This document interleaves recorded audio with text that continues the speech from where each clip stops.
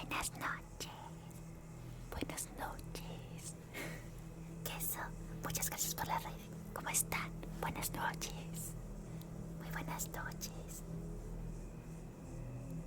Se va a escuchar el ruido de fondo.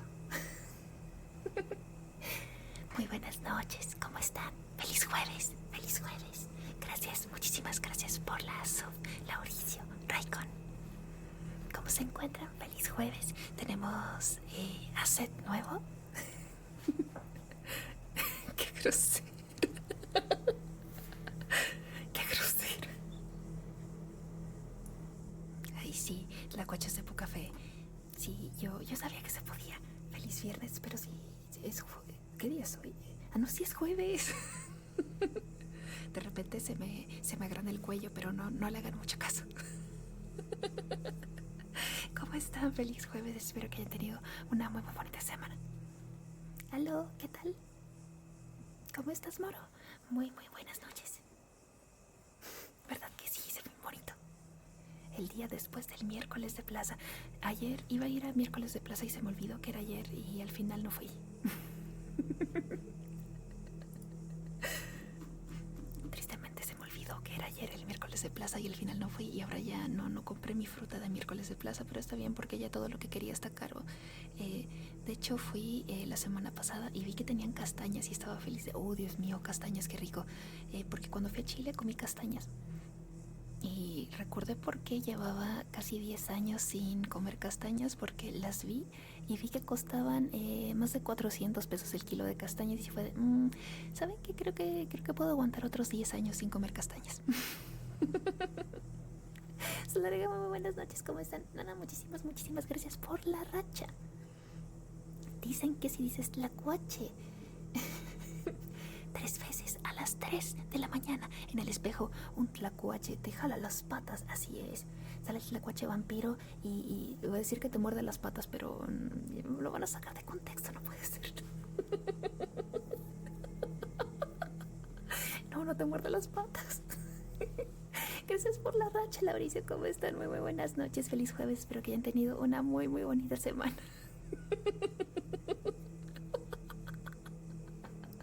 Dios mío, ya empezamos mal, no puede ser. Hubo unos problemillas técnicos antes de empezar. Siempre este micrófono siempre me ha fallado un montón. Saben que incluso cuando lo compré tuve que regresarlo porque el primero no funcionó, venía con defectos de fábrica y este también me ha sacado, me ha logrado sacarme canas este. Lo he logrado hacer funcionar. Realmente este micrófono no está diseñado para SMR, es un micrófono diseñado para grabaciones de campo, pero puede servir perfectamente para eso. Digamos que es una opción bastante útil para iniciar. Pero de hecho ya encontré una opción que me gustó bastante. Es una alternativa al 3DO, pero bastante más económica. Y personalmente me gusta muchísimo más cómo suena. Se llama, la marca es Halo Mix, el modelo es el Seraph. La creadora, de hecho, me parece que es británica, pero la marca está establecida en Japón.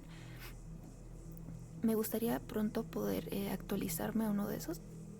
Y además que con ese ya podría hacer también ASMR híbrido, tanto handcam como pues ASMR, bueno, sería ya audiovisual. Claude, ¿cómo estás? Muy buenas noches. Milky, muchísimas gracias por la racha. Walter White, ¿cómo estás? Muy buenas noches. Feliz jueves. Espero que estés teniendo un muy bonito día. Tener Duolingo Premium. Sí, vi que están ahora con una promoción. Sí, se me largo el cuello así. De hecho, mira, es que soy una... Un momento, ¿cómo se llama el yokai? Mira.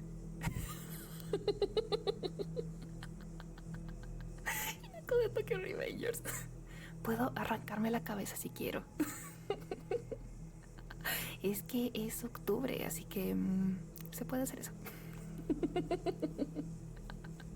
Wow.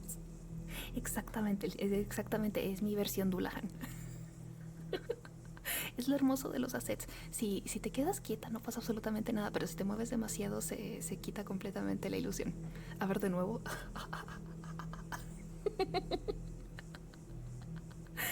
No la vaya a perder, exactamente. Es decir, si me quedo completamente quieta, hasta no parece que fuera una set, ¿no? Parece que este traje está hecho para mí, pero en el momento que me muevo de más. Soy una Dullahan. combinarlo con un efecto de sonido para el... Sí, a ver, momento. ¿Puedo combinarlo con el crujir de mis dedos?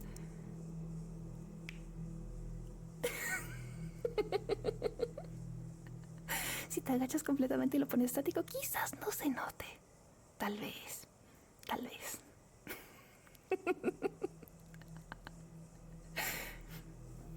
Unas mil disculpas por haber atrasado un poquito el inicio del stream. Les había comentado ahí con un poquito más de detalle. Tuve que salir en la tarde a la tienda para hacer mi despensa y pues me empecé a sentir un poquitito mal por el tema de la disautonomía y todo eso. De hecho, ayer fui a la doctora. Tuve buenas noticias, ¿no? Dentro de todo, pero todavía cuando hace un poquito de calor me pongo medio malita. Y pues hoy me pasó eso. Igual he estado comiendo muy poquito estos días y creo que también eso me afectó, pero pues nada, que descansar un ratito, consumir sal, porque realmente lo que tengo que hacer es consumir mucha sal, y tomar un poco de agua, simplemente reposar, es lo que me ayuda. Y ya con eso pues ya nada más dormir un poquito y listo, y ya quedé bastante bien para ahora, así que espero que no os haya preocupado mucho, pero ya estoy bastante bien, ya me siento bien ahora. Así que no se preocupen por eso. Tu bienestar es primero, ya lo sé, pero también quiero estar aquí para ustedes. Yo les prometí que quería estar más activa porque también esto me hace bien a mí. Créanme que de verdad esto me hace muy bien también. Así que hoy vamos a estar leyendo historias de terror. Hay varios cuentos de terror que me gustan mucho. En general el terror es de mis géneros favoritos. Tanto en películas como en juegos soy bastante llorona, pero sobre todo en películas y en literatura es de mis géneros favoritos. Arcano, muchísimas gracias por el follow. Espero que te la estés pasando bonito. Feliz jueves o viernes, dependiendo de dónde estés. Espero que te la pases bonito. Bienvenido seas. Cooperacha para comprar unas mineralistas. Una piedra de sal. De hecho, sí, un bloquecito de sal ahí, nada más para cuando me siento así medio malita, nada más para lamer el bloque de sal, ¿no? Pero sí, por lo mismo tengo mis electrolitos. Y también tengo, por ejemplo, galletitas de esas, como saladitas y eso. Las tengo siempre en caso de emergencia, por si las llego a necesitar. Felipe, ¿cómo estás? Muy buenas noches, feliz jueves. Espero que te la estés pasando lindo. Muchísimas gracias por el agüita, Sí, tengo aquí mi agüita y me he estado estirando. Estuve reposando un ratito porque me sentí un poco malita en la tarde, pero ya estoy bien. Creo que el principal problema es que les dije, he estado comiendo muy poquito estos días porque no me ha dado hambre. Por los mismos medicamentos que me han estado dando me matan completamente el apetito. Logan, muchísimas gracias por el follow. Espero que estés pasando una muy bonita noche. Bienvenido seas, pásale con toda confianza. Hoy vamos a estar leyendo relatos de terror para iniciar octubre. Espero que estés teniendo una muy bonita noche. Agua y sal, una botella de salsa de soya. Tampoco tanto sodio porque eso afecta a los riñones a largo plazo. Nada más un poquitito más de sal. Eso no. ¿Sabían que hace unos años un chico de una fraternidad de los Estados Unidos de hecho murió por beberse un shot de salsa de soya, que le pusieron como un reto? Puedes morir por tomar salsa de soya de esa manera. Son de esas cosas que están registradas. Muchísimas gracias, Felipe. Y estamos aquí ya vestidas en onda para celebrar estas fechas. Tengo mucha ropita para celebrar aquí octubre. Octubre me gusta porque pues me gusta el terror, es mi cumpleaños y hay un montón de cositas que celebrar en estas fechas. ¿Será verdad? Pongamos la prueba, por favor, no lo hagan. Siempre son las fraternidades, exactamente, siempre son las fraternidades. Los botecitos de soya en la comida china. Muchas están rebajadas, pero hay algunos que tienen más sodio que otras y supongo que fue... Bueno, dicen que fue un shot, pero realmente fueron más de 100 mililitros en un periodo muy corto de tiempo y fue un shock por exceso de sodio. Es decir, fue una cantidad muy grande de sodio que los riñones no pudieron procesar. Los que tomamos salsa de soya directa de la botella. Por favor, no. Por favor, no lo hagan. Por favor, no lo hagan. No. Muy mal ustedes. Solo se puede hacer una vez. ¿Por qué son así? Bueno, vamos a empezar con un cuento que me gusta muchísimo, que posiblemente ya lo han de haber leído en algún momento o han escuchado sobre él, que se llama Manos, de Elsa Bornemann. Es uno de los relatos clásicos de terror de Latinoamérica. De forma tan desafortunada me fallecer. Muy salado, porque son así. Porque son así, Dios mío.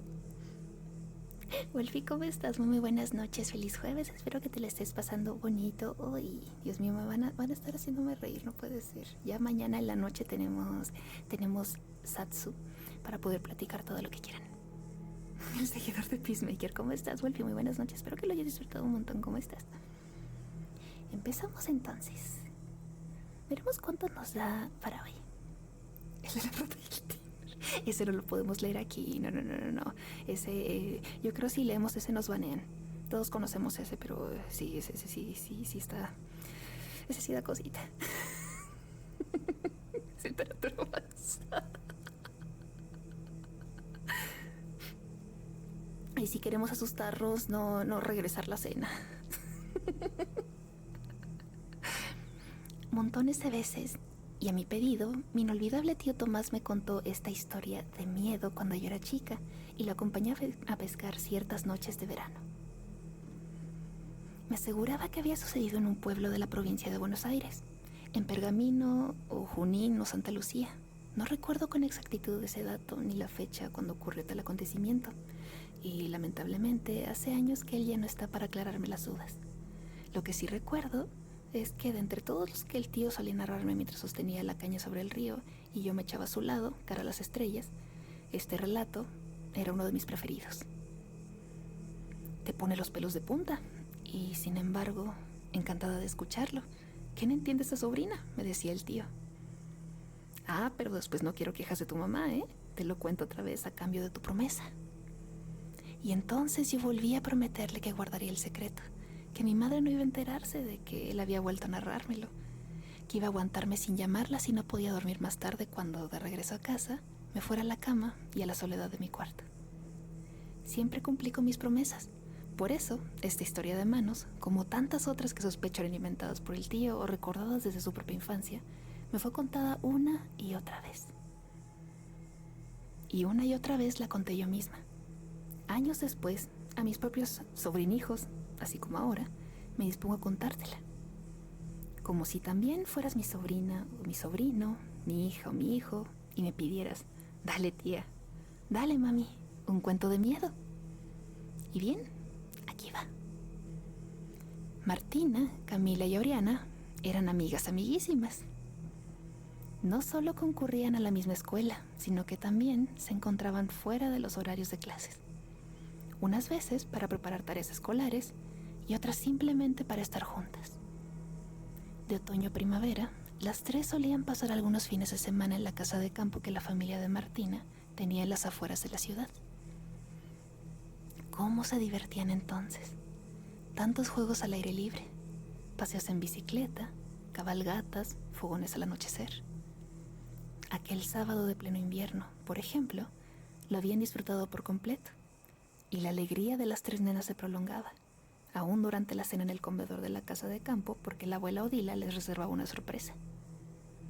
Antes de ir a dormir, les iba a enseñar unos pasos de zapateo americano, al compás de viejos discos que había traído especialmente para esa ocasión. Adorable la abuela de Martina, no aparentaba la edad que tenía. Siempre dinámica, coqueta y de buen humor. Conversadora. Había sido una excelente bailarina de tap. Las chicas lo sabían y por eso le habían insistido que bailara con ellas. ¿Por qué no lo dejan para mañana a la tardecita, eh? Ya será de ir a descansar. Además, la abuela no para un minuto en todo el día. Debe de estar agotada. La mamá de Martina trató en vano de convencerlas para que se fueran a dormir a las 4. Y no solo las niñas, porque la abuela tampoco estaba dispuesta a concluir aquella jornada sin la anunciada sesión de baile. Así fue como al rato, y mientras los padres, los perros y la gata se ubicaban en la sala de estar a manera de público, la abuela y las tres nenas se preparaban para la función casera de zapateo americano. Afuera, el viento parecía querer sumarse con su propia melodía.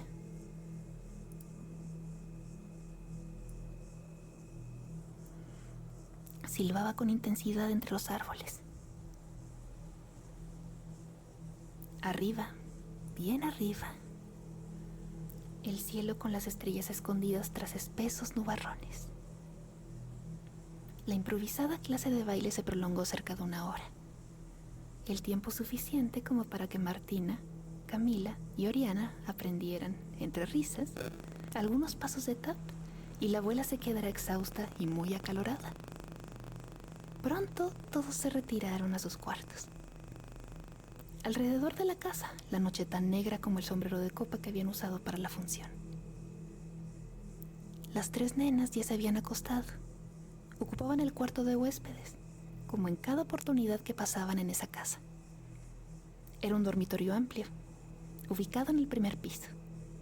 Tenía ventanas que se abrían sobre el parque trasero del edificio, y a través de las cuales solía filtrarse el resplandor de la luna, aunque no en noches como aquella, claro, en la que la oscuridad era un enorme poncho cubriéndolo todo. En el cuarto había 3 camas de una plaza, colocadas en forma paralela, en hilera y separadas por sólidas mesas de luz. En la cama de la izquierda, Martina, porque prefería el lugar junto a la puerta. En la cama de la derecha, Camila, porque le gustaba el sitio al lado de la ventana. Y en la cama del medio, Oriana, porque era miedosa y decía que sí se sentía protegida por sus amigas. Las chicas acababan de dormirse cuando los despertó de repente la voz del padre. Terminaba de vestirse nuevamente y deprisa, a la par que les decía: la abuela se descompuso, nada grave. Creemos, pero vamos a llevarla al hospital del pueblo para que la revisen, así nos quedamos tranquilos. Enseguida volvemos. Y dice mamá que no vayan a levantarse, que traten de dormir hasta que regresemos. Hasta luego. ¿Dormir? ¿Quién podría dormir después de esa mala noticia? Las chicas no, al menos, preocupadas como se quedaban por la salud de la querida abuela. Y menos pudieron dormir minutos después de que oyeron el ruido del auto del padre saliendo de casa, ya que a la angustia de la espera se agregó el miedo por los tremendos ruidos de la tormenta, que finalmente había decidido desmelenarse sobre la noche.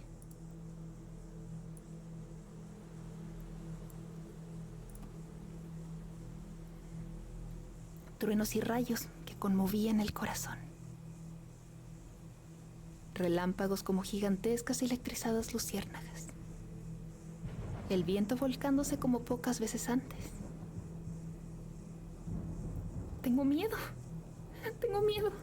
gritó Oriana de repente. Las otras 2 también lo tenían, pero permanecían calladas, tragándose la inquietud. Martina trató de calmar a su amiguita, y de calmarse, ¿por qué negarlo? Encendiendo su velador. Camila hizo lo mismo. La cama de Oriana fue entonces la más iluminada de las 3, ya que al estar en el medio de las otras recibía luz directa de 2 veladores. No pasa nada.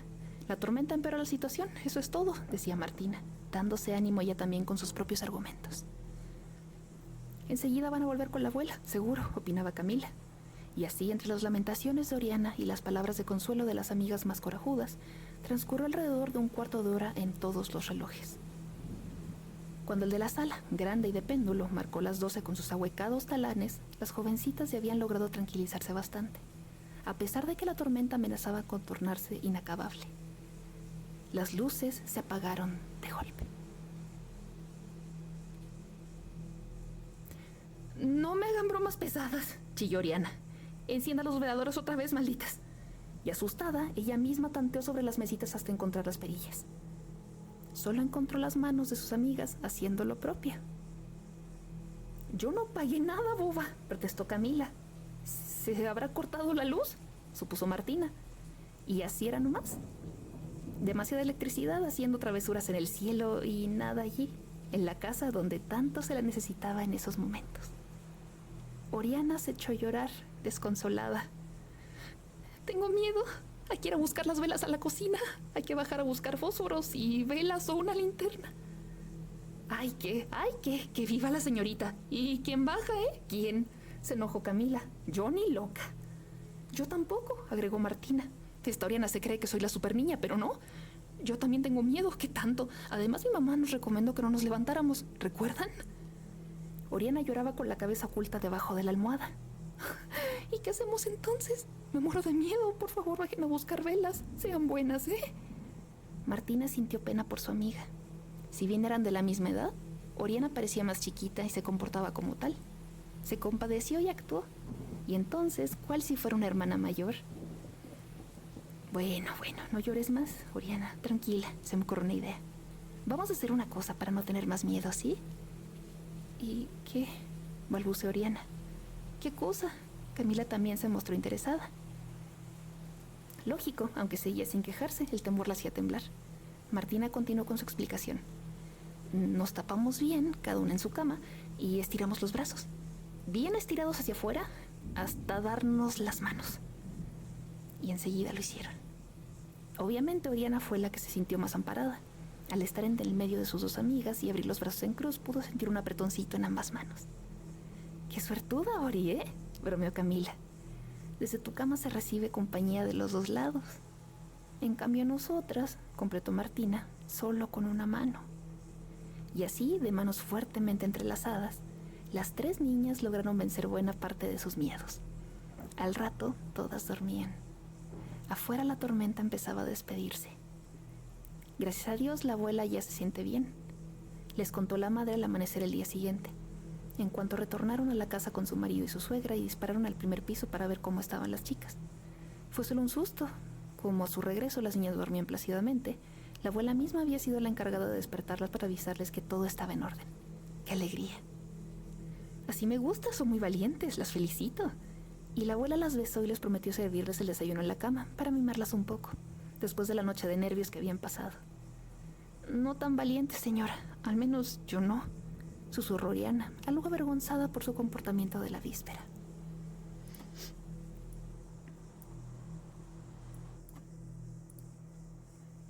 Fue su nieta la que consiguió que nos calmáramos.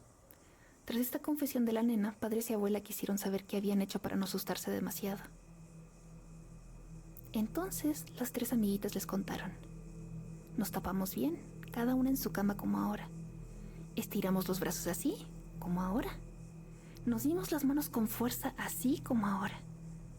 ¡Qué impresión! Les causó lo que comprobaron en ese instante, María Santísima, y de la misma no se libraron ni los padres ni la abuela. Resulta que por más que se esforzaron, estirando los brazos a más no poder, sus manos infantiles no llegaban a rozarse siquiera. Y había que correr las camas laterales unos 10 centímetros hacia la del medio para que las chicas pudieran tocarse apenas las puntas de los dedos. Sin embargo, las tres habían realmente sentido que sus manos les eran estrechadas por otras. No bien llevaron la acción la propuesta de Martina. ¿Las manos de quién?, exclamaron entonces, mientras los adultos trataban de disimular sus propios sentimientos de horror. ¿De quiénes?, corrigió Oriana, con una mueca de espanto. Ella había sido tomada de ambas manos. Manos. 4 manos más aparte de las 6 de las niñas, moviéndose entre la oscuridad de aquella noche el encuentro de otras, en busca de aferrarse entre sí. Manos humanas, manos espectrales. ¿Acaso a veces, de tanto en tanto, los fantasmas también tengan miedo y nos necesiten?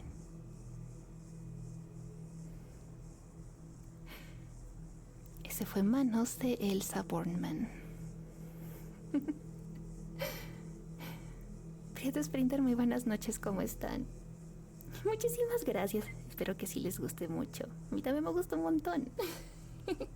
Bienvenidos a los nuevos seguidores. Hoy estamos leyendo historias de miedo. María, ¿cómo estás? Muy buenas noches. Qué bonito verte, espero que estés bien.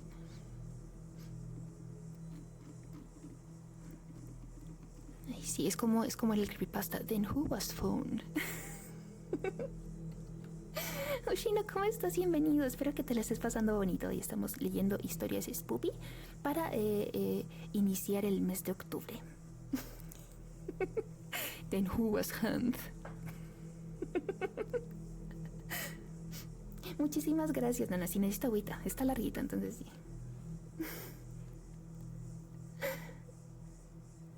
No entiendo español, así que no tengo ni idea de lo que dicen, pero tu ASMR es muy bueno, sigue así. Thank you so much. I can speak English too. My English is it's not the best, but I can understand it just fine. So if you want to speak English, it's okay. Thank you so much. Muchísimas gracias, María. It's okay, don't worry. Thank you.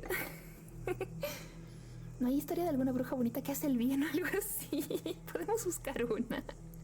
Podemos buscar una sacando el C2. Yeah, my spoken English is kind of rusty, but I can understand it just fine. So yeah, don't worry about it. Thank you so much. It's a really big compliment. I just started doing ASMR this year, but I really like it, so I have been trying to improve it. She said lying. Oh!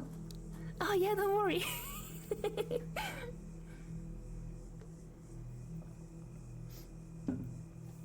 Yeah, I learned English reading fanfics. Reading fanfiction in AO3.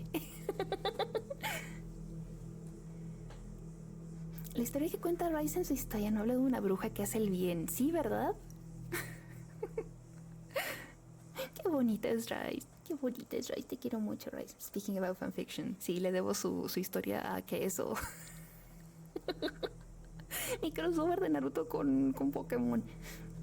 Muy bien, Queso, tengo que preguntarte algo. Tengo dos historias que puedo leer para la carta que canjeaste. Y necesito que elijas cuál. Una la escribí antes que la otra. Así que una está peor escrita que la otra. Una fue un crossover de Naruto con Pokémon que escribí hace muchísimo tiempo. Y la segunda fue un fanfic de Undertale que escribí en la época dorada del fandom de Undertale. ¿Cuál de los dos? Tienes que elegir.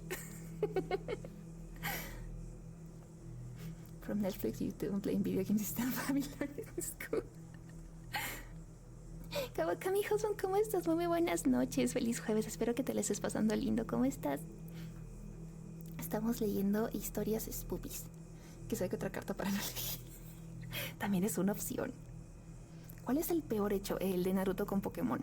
Pero de hecho el Undertale es como un poquito más cringe, tal vez porque de hecho es un fanfic de rayita, pero que de hecho escribí de puro pretexto porque estaban de moda en esa época los Sans Lector, pero realmente yo quería hacer un Alfine, pero nadie leía los Alfine, entonces nada más usé de pretexto un Sans Lector para escribir un fanfic Alfine y jamás en la vida se conoció la protagonista que era un self-insert. Jamás conocí a Sans. Porque nunca lo seguí.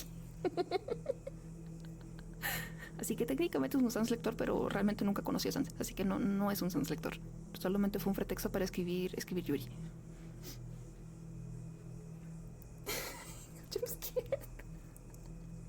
¿Qué dijo de Pokémon? Que escribí hace mucho tiempo un fanfic, un crossover de Naruto con Pokémon. Espero que estés bien, María. Cuídate mucho. Ve con mucho cuidado porque ya es tardecito. ¿Cómo estás, Alcachofa? Muy buenas noches. ¿Ya estás mejor? Espero que ya estés sanito. Que sé que ya todo el mundo está enfermo en estos días. Me da muy mala sensación.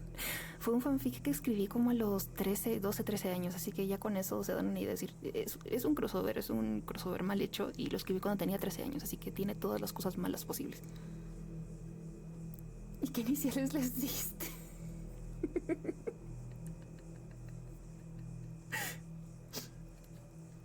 ¿Y quién ganó? Espera, no me digas. No les puedo decir porque si lo elige el Queso es mejor guardarlo. Si no, que chiquita escribe mejor que yo en mi mejor momento lloro. No sé, mi yo chiquita era muy perfeccionista con algunas cosas que escribía. Pero escribía mal, ¿no? Sí, dentro de todo. Corona, muchísimas gracias por el follow. Espero que se esté teniendo una muy bonita noche. Bienvenido.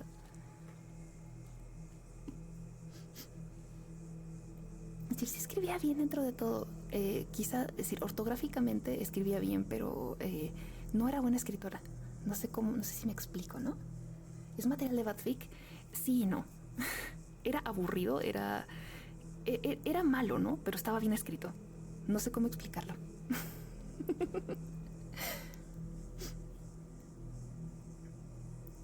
Déjenme... Tengo aquí con lo que vamos a seguir. Tengo aquí con lo que vamos a seguir. Mi mero mole.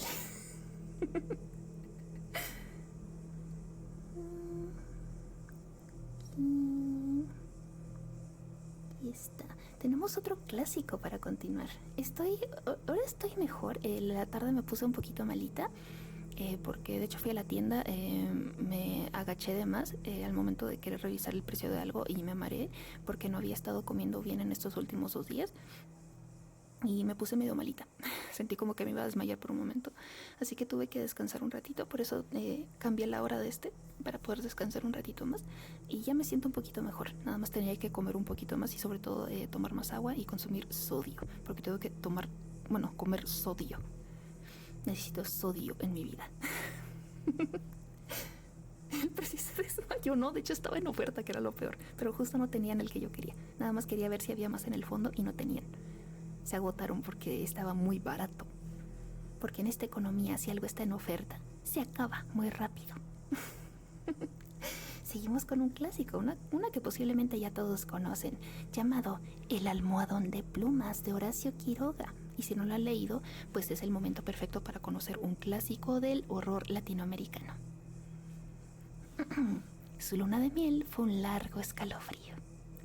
Rubia, angelical y tímida, el carácter duro de su marido heló sus soñadas niñerías de novia.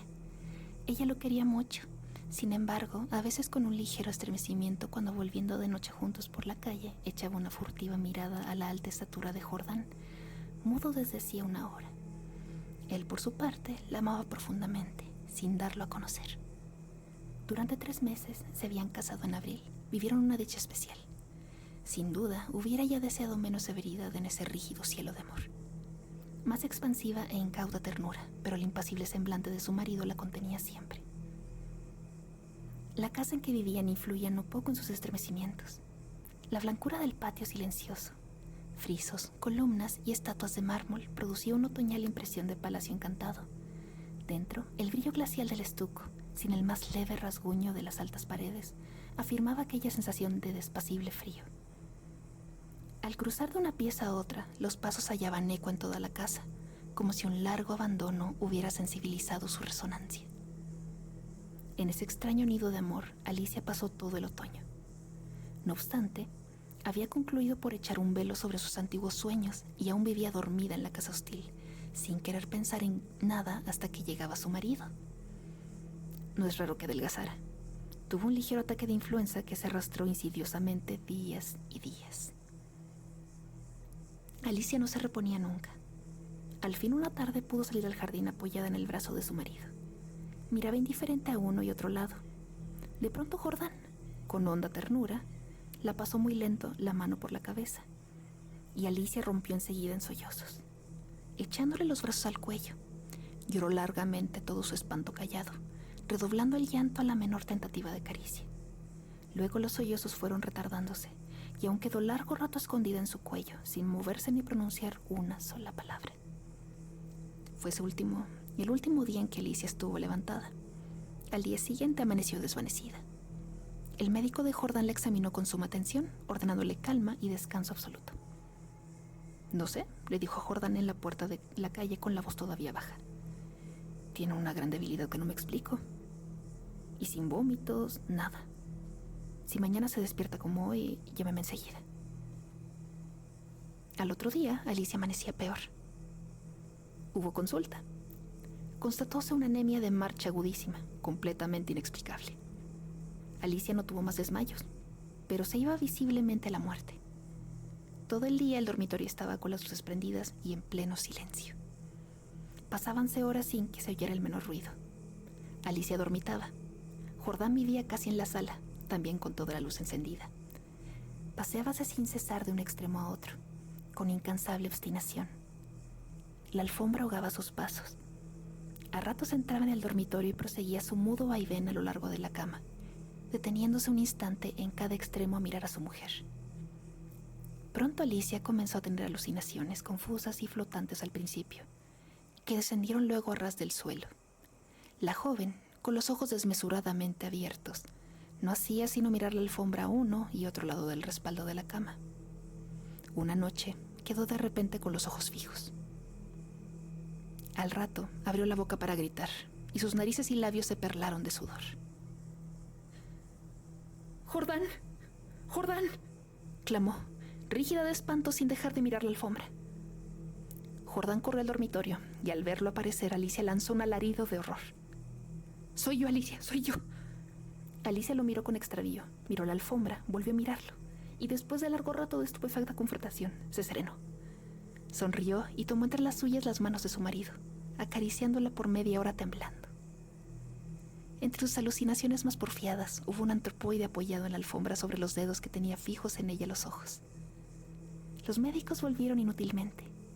Había allí delante de ellos una vida que se acababa, desangrándose día a día, hora a hora, sin saber absolutamente cómo. En la última consulta, Alicia yacía en estupor mientras ellos la pulsaban, pasándose de uno a otro la muñeca inerte. La observaron largo rato en silencio y siguieron al comedor. Psst. Se encogió de hombros, desalentándose el médico de cabecera. Es un caso inexplicable. Poco hay que hacer. Solo eso me faltaba, resopló Jordán y tamborileó bruscamente sobre la mesa. Alicia fue extinguiéndose en su delirio de anemia, agravado de tarde, pero que remitía siempre en las primeras horas. Durante el día no avanzaba su enfermedad, pero cada mañana amanecía lívida, en síncope casi. Parecía que únicamente de noche se le fuera la vida en nuevas oleadas de sangre. Tenía siempre al despertar la sensación de estar desplomada en la cama con 1.000.000 de kilos encima. Desde el tercer día, este hundimiento no la abandonó más. Apenas podía mover la cabeza. No quiso que le tocaran la cama, ni aunque le arreglaran el almohadón. Sus terrores crepusculares avanzaban ahora en la forma de monstruos que se arrastraban hasta la cama y trepaban dificultosamente por la colcha. Perdió luego el conocimiento. Los 2 días finales deliró sin cesar a media voz. Las luces continuaban fúnebremente encendidas en el dormitorio y la sala. En el silencio agónico de la casa no se oía más que el delirio monótono que salía de la cama y el sordo retumbo de los eternos pasos de Jordán. Alicia murió por fin. La sirvienta, cuando entró después a deshacer la cama, sola ya, miró un rato extrañada el almohadón. «Señor», llamó Jordán en voz baja, «en el almohadón ya hay manchas que parecen de sangre». Jordán se acercó rápidamente y se dobló sobre aquel. Efectivamente, sobre la funda, a ambos lados del hueco que había dejado la cabeza de Alicia, se veían manchitas oscuras.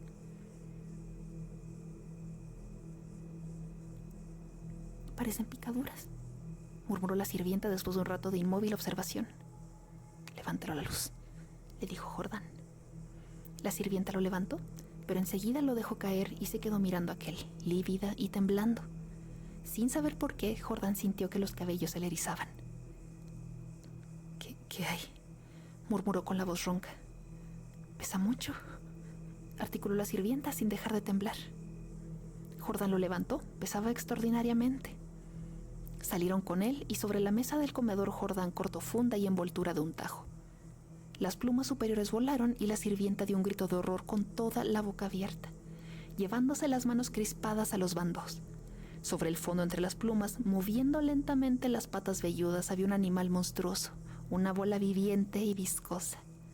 Estaba tan hinchado que apenas se le pronunciaba la boca. Noche a noche, desde que Alicia había caído en cama, había aplicado sigilosamente su boca, su trompa, mejor dicho, a las sienes de aquella, chupándole la sangre. La picadura era casi imperceptible. La remoción diaria del almohadón sin duda había impedido al principio su desarrollo, pero desde que la joven no pudo moverse, la succión fue vertiginosa. En 5 días, en 5 noches, había el monstruo vaciado a Alicia. Estos parásitos de las aves, diminutos en el medio habitual, llegan a adquirir en ciertas condiciones proporciones enormes. La sangre humana parece serles particularmente favorable, y no es raro hallarlos en los almohadones de pluma. Guácala de perro. Este lo leí cuando estaba bastante chiquita y desde esa vez le tengo pánico a los almohadones de plumas. No puedo usar almohadas de plumas porque siento que me va a aparecer una de esas cosas y me va a pasar exactamente lo mismo. Creo que voy a lavar bien. Sí, siempre laven sus almohadas. Es importante mantenerlas siempre limpias de dormir en el piso. Es una historia corta y es una historia increíblemente efectiva. Exactamente. Usen las que son antiácaros. Esas no les va a pasar absolutamente nada con esas. Las que son antialérgenos. Con esas nunca les va a pasar algo así. Son más baratas y no van a haber parásitos gigantes que les van a chupar la sangre hasta morir. Dice, gracias Horacio Quiroga por ser el dueño de mis pesadillas cuando era una niña y hasta la fecha también. Dios mío, esa posiblemente es de las historias más efectivas de terror que he leído en toda mi vida. Las cambio cada semana. Pero volví. Voy a tomar un poquitito de agua.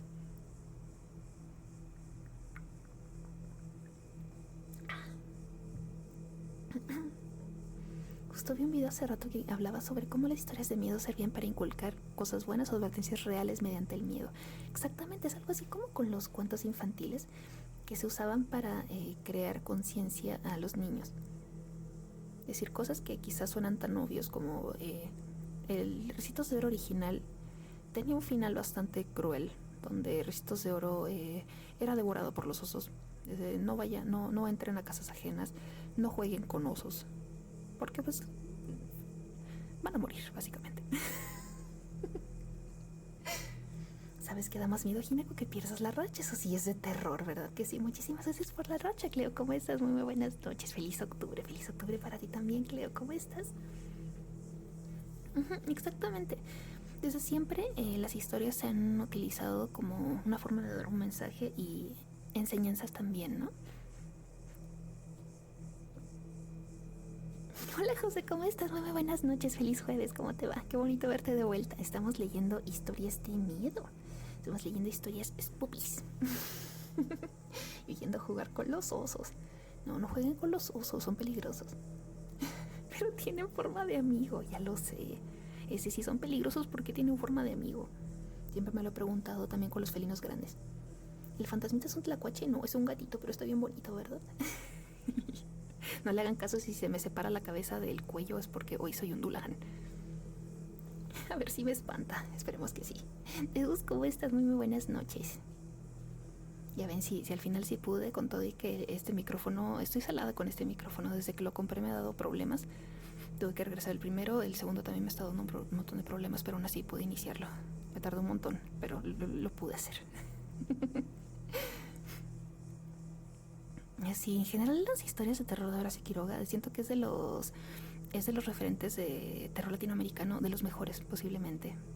Lolita, muchísimas gracias por el follow. Espero que estés teniendo una muy bonita noche. Muchísimas gracias. Estamos leyendo historias de terror hoy. Empezamos con Manos, seguimos con el almohadón de plumas de Horacio Quiroga. Y ahorita vamos a ver con cuál seguimos. La verdad es que hay muchas historias de terror latinas que son muy buenas. Así que vamos a ver qué encontramos aquí. Ayos, ¿cómo estás? Muy buenas noches. Muchísimas gracias por la racha. ¿Cómo estás? Feliz jueves. ¿Crees que hubiera más quesos? Dios mío, ¿se imaginan si hubiera un ejército de quesos? Podrían hacer un Dream Team de puros quesos. La gallina degollada, yo también lo tengo en la lista. Podemos seguir con ese, de hecho, es literalmente el que sigue en esta antología que tenemos. Bueno, era el anterior, de hecho, pero podemos seguir con ese. Sí, es de lo mejor, la verdad, de Horacio Quiroga para mí es de mis autores favoritos de terror.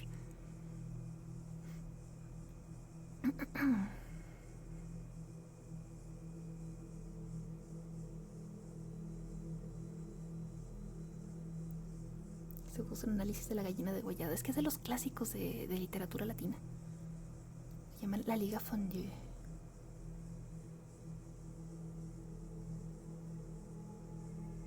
Necesito un poquitito más largo. Necesito un poquito más fuerte, sí. Que el reloj del Dream Team. Ese sí está un poquitito más fuerte, así que una advertencia antes de... ¿Cuál es tu película favorita de terror? Buena pregunta, buena pregunta. Confieso que empecé a ver cine de terror hace no tantos años atrás, porque antes era muy llorona con el cine de terror. Leía mucha literatura de terror, pero cine no tanto. De mis películas de terror favoritas, si fuera incluso solamente por la actuación, quizá Misery. Está ahí en mi top 5. Me gustan mucho Los Otros también. Está ahí en mi top de películas de terror. Tiene uno de mis giros de trama favoritos del cine de terror. El que me da miedo de verdad, el SAT. The Fly no la he visto todavía porque mi único problema con el cine de terror es que sí tengo que ver advertencias antes de, porque puedo ver muchas cosas, pero cuando son escenas así medio asquerositas sí soy medio frágil. Entonces hay una página que me sirve mucho que se llama doesthedogdie.com y específicamente tengo que buscar la parte de cosas, hay guácalas. Y necesito ver el momento exacto donde hay guácalas para saltarme, ya sea saltarme esa escena o prepararme mentalmente antes de que pase la escena de los guácalas. Literalmente solamente por esas razones que fui capaz de ver la de la hermanastra fea que salió hace poquito en los cines. Si no, de otra forma no habría podido verla. Es decir, con eso no tuve tanto problema con... Hay unas escenas bastante gráficas, pero específicamente hay unas de guácalas. Y eso sí me costó un montón, pero pude tolerarlas, ¿no? Ya sabiendo exactamente en qué momento iban a pasar para prepararme mentalmente. Terror en vacaciones es mejor que cualquier. La menos favorita. Normalmente cuando hay una película que no me gusta mucho, simplemente dejo de verla. Si hay una que de plano no soporto, trato de no... Llega el punto donde ya valoro demasiado mi tiempo como para terminar de ver una película que no me gusta. Vacaciones de terror. Guácalas. La casita del horror 13. Que sí han habido varias que no me han gustado mucho. Entonces con La gallina degollada, igualmente de Horacio Quiroga. Ese está un poquito fuerte, así que con un poquito de precaución. Todo el día, sentados en el patio en un banco, estaban los 4 hijos idiotas del matrimonio Mazzini y Ferraz. Tenían la lengua entre los labios, los ojos estúpidos y volvían la cabeza con la boca abierta. El patio era de tierra, cerrado al oeste por un cerco de ladrillos. El banco quedaba paralelo a él, a 5 metros, y allí se mantenían inmóviles, fijos los ojos en los ladrillos. Como el sol se ocultaba tras el cerco al declinar, los idiotas tenían fiesta. La luz enceguecedora llamaba su atención al principio. Poco a poco sus ojos se animaban. Se reían al fin estrepitosamente, congestionados por la misma hilaridad ansiosa, mirando el sol con alegría bestial, como si fuera comida. Otras veces, alineados en el banco, zumbaban horas enteras, imitando al tranvía eléctrico. Los ruidos fuertes sacudían a sí mismos su inercia, y corrían entonces mordiéndose la lengua y mugiendo alrededor del patio. Pero casi siempre estaban apagados en un sombrío letargo de idiotismo y paseaban todo el día sentados en su banco, con las piernas colgantes y quietas, empapando de glutinosa saliva el pantalón. El mayor tenía 12 años y el menor 8. En todo su aspecto sucio y desvalido se notaba la falta absoluta de un poco de cuidado maternal. Estos 4, sin embargo, habían sido un día el encanto de sus padres. A los 3 meses de casados, Mazzini y Berta orientaron su estrecho amor de marido y mujer y marido, hacia un porvenir mucho más vital, un hijo. Qué mayor dicha para 2 enamorados que esa honrada consagración de su cariño. Libertado ya del vil egoísmo de un mutuo amor sin fin ninguno, y lo que es peor para el amor mismo, sin esperanzas posibles de renovación. Así lo sintieron Mazzini y Berta, y cuando el hijo llegó, a los 14 meses de matrimonio, creyeron cumplida su felicidad. La criatura creció bella y radiante hasta que tuvo 1 año y medio, pero en el 20º mes acudieron una noche a convulsiones terribles, y a la mañana siguiente no conocía más a sus padres. El médico lo examinó con esa atención profesional que está visiblemente buscando la causa del mal en las enfermedades de los padres. Después de algunos días, los miembros paralizados recobraron el movimiento, pero la inteligencia, el alma, aun el instinto se habían ido del todo. Había quedado profundamente idiota, baboso, colgante, muerto para siempre sobre las rodillas de su madre. Hijo querido, sollozaba ésta sobre aquella espantosa ruina de su primogénito. El padre, desolado, acompañó al médico afuera. A usted se le puede decir, creo que es un caso perdido. Podría mejorar, educarse en todo lo que le permita su condición, pero no más allá. Sí, asentía Mazzini. Pero dígame, ¿usted cree que es herencia? ¿Qué? En cuanto a la herencia paterna, ya le dije lo que creía cuando vi a su hijo. Respecto a la madre, allí hay un pulmón que no sopla bien. No veo nada más, pero hay un soplo un poco rudo. Hágale examinar bien. Con el alma destrozada de remordimiento, Mazzini redobló el amor a su hijo, el pequeño que pagaba los excesos del abuelo. Tuvo asimismo que consolar, sostener sin tregua a Berta, herida en lo más profundo por aquel fracaso de su joven maternidad. Como es natural, el matrimonio puso todo su amor en la esperanza de otro hijo. Nació este y su salud y limpidez de risa rescindieron en el porvenir extinguido. Pero a los 18 meses, las convulsiones del primogénito se repetían y al día siguiente amaneció exactamente igual. Esta vez los padres cayeron en honda desesperación. Su amor, sobre todo. Luego de su sangre, su amor estaba maldito.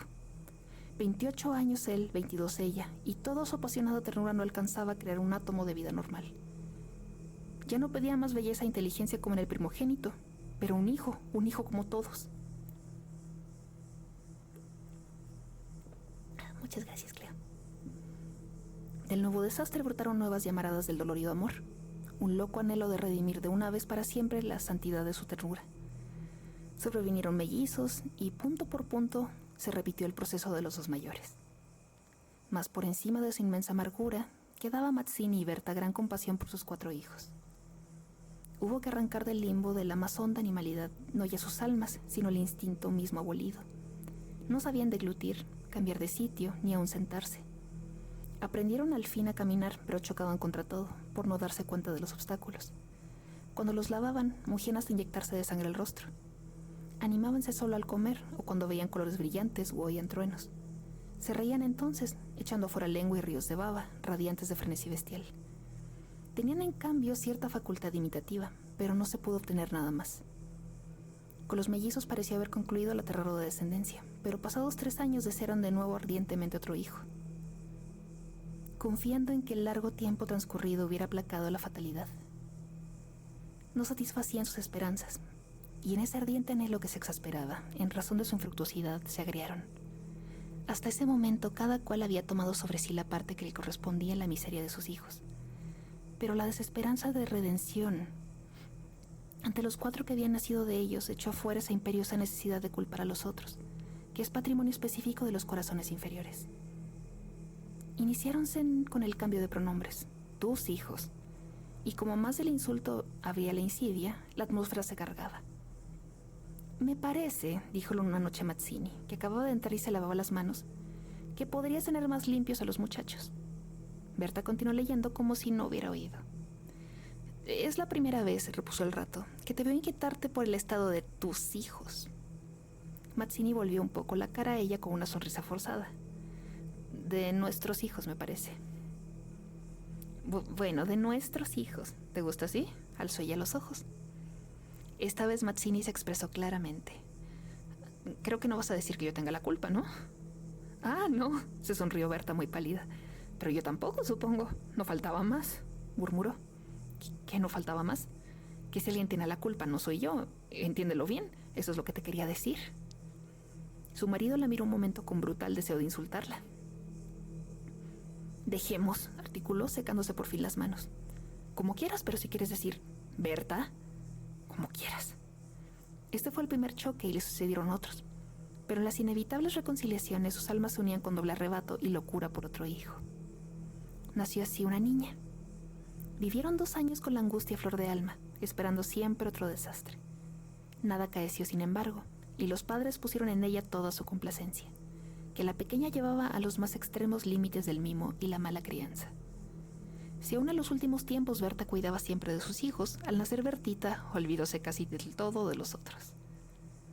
Su solo recuerdo la aterrorizaba, como algo atroz que la hubieran obligado a cometer. A Mazzini, bien que en menor grado, le pasaba lo mismo. No por eso la paz había llegado a sus almas. La menor indisposición de su hija echaba ahora fuera, con el terror de perderla, los rencores de su descendencia podrida. Habían acumulado ya el sobrado tiempo para que el vaso no quedara distendido, y al menor contacto el veneno se perdía fuera. Desde el primer disgusto emponzoñado habíanse perdido el respeto. Y si hay algo a lo que el hombre se siente arrastrado con cruel fricción, es cuando ya se comenzó a humillar del todo a una persona. Antes se contenían por la mutua falta de éxito. Ahora que éste había llegado, cada cual, atribuyéndolo a sí mismo, sentía mayor la infamia de los 4 engendros que el otro habíale forzado a crear. Con esos sentimientos no hubo ya para los 4 hijos mayores afecto posible. La sirvienta los vestía, les daba de comer, los acostaba con visible brutalidad. No los lavaban casi nunca. Pasaban casi todo el día sentados frente al cerco, abandonados de toda remota caricia. De este modo, Bertita cumplió 4 años. Y esa noche, resultado de las golosinas que era a los padres absolutamente imposible negarle, la criatura tuvo algún escalofrío y fiebre. Y el temor a verla morir o quedar idiota tornó a reabrir la eterna llaga. Hacía 3 horas que no hablaban, y el motivo fue, como casi siempre, los fuertes pasos de Mazzini. ¡Ay, mi Dios! ¿No puedes caminar más despacio? ¿Cuántas veces? Bueno, es que me olvido. ¿Se acabó? No lo hago a propósito. Ella se sonrió, desdeñosa. No, no te creo tanto. Ay, ni yo jamás te hubiera querido tanto a ti. Tisiquilla. ¿Qué? ¿Qué dijiste? Ay, nada. Sí, te oí algo. Mira, no sé lo que dijiste, pero te juro que prefiero cualquier cosa tener un padre como el que has tenido tú. Mazzini se puso pálido. Al fin, murmuró con los dientes apretados. Al fin, víbora, has dicho lo que querías. Sí, víbora, sí, pero yo tuve padres sanos, ¿oyes? Sanos. Mi padre no ha muerto de delirio. Yo hubiera tenido hijos como los de todo el mundo. Esos son hijos tuyos, los 4 tuyos. Mazzini explotó a su vez. Víbora tísica. Eso es lo que te dije, lo que te quiero decir. Pregúntale al médico quién tiene mayor culpa de la meningitis de tus hijos, mi padre o tu pulmón picado, víbora. Continuaron cada vez con mayor violencia, hasta que un gemido de Bertita se halló instantáneamente sus bocas. A la 1 de la mañana la ligera indigestión había desaparecido, y como pasa fatalmente con todos los matrimonios jóvenes que se han amado intensamente una vez siquiera, la reconciliación llegó, tanto más efusiva cuanto hirientes fueran los agravios. Amaneció un espléndido día, y mientras Berta se levantaba, escupió sangre. Las emociones y mala noche pasada tenían sin duda gran culpa. Mazzini la retuvo abrazada largo rato, y ella lloró desesperadamente, pero sin que ninguno se atreviera a decir una sola palabra. A las 10 decidieron salir. Después de almorzar, como apenas tenían tiempo, ordenaron a la sirvienta que matara una gallina. El día radiante había arrancado a los idiotas de su banco, de modo que mientras la sirvienta degollaba en la cocina al animal, desangrándolo con parsimonia, Berta había aprendido de su madre este buen modo de conservar frescura a la carne, creyó sentir algo como respiración tras ella.